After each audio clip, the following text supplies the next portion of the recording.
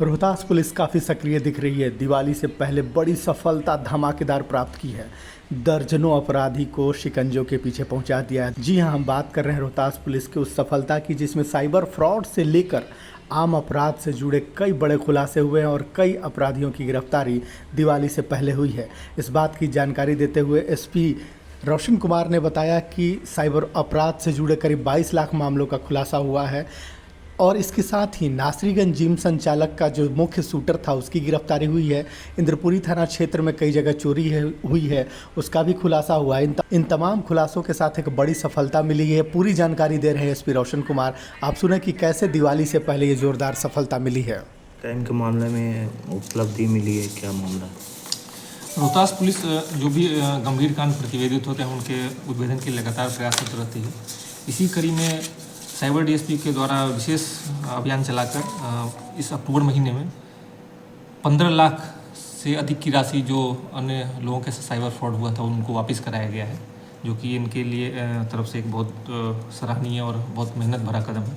इसमें करहगर थाना कांड संख्या 228-24, सासाराम टाउन कांड संख्या 837-24 और साइबर थाना कांड संख्या 42-24, इन तीनों कांडों में ही सिर्फ 15 लाख के आसपास 15 लाख से अधिक की राशि वापस कराई गई और कुल मिलाकर 22,49,973 रुपये की राशि अलग अलग साइबर फ्रॉड के केसेस में जो पीड़ित हैं उनको वापस की गई।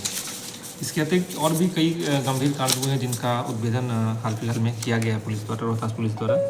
इसमें सबसे पहले आपको बताना चाहूँ कि नासरीगंज कांड संख्या 210-24 जिसमें एक जिम संचालक की गोली मारकर हत्या की गई थी 30 जून की तारीख को।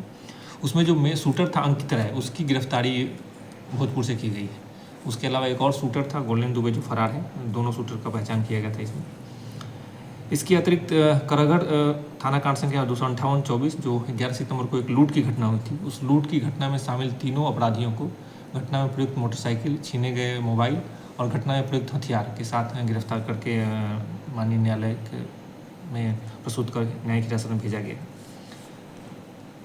इसके अतिरिक्त सासाराम टाउन कांड संख्या 877-24 जो पिछले 28 तारीख को ही आपको पता हुआ कि टाउन थाना में 2 चेन स्नैचिंग की घटनाएं प्रतिवेदित हुई थी। उस घटना में भी जो स्पेशल टीम है उसके द्वारा जो संलिप्त अपराधी थे उनकी पहचान की गई। उनके कटिहार के कोढ़ा गैंग से वो लोग जुड़े हुए हैं। उनकी गिरफ्तारी की लगातार छापेमारी की जा रही है। शीघ्र उनको भी गिरफ्तार किया जाएगा। इसके अतिरिक्त नोखा थाना कांड संख्या 407-24 जो बीती रात्रि को ही प्रतिवेदित हुआ है, जिसमें एक नगमा है, नगमा नाम की एक महिला है जिनकी संदिग्ध परिस्थिति में मौत हुई है। शादी को भी 2 साल ही हुए थे। उस घटना में जो शामिल उनके परिवार थे जिसके बारे में मृतका की मां के द्वारा फर्द बयान दिया गया था, उन सबको गिरफ्तार कर न्यायिक हिरासत में भेजा गया।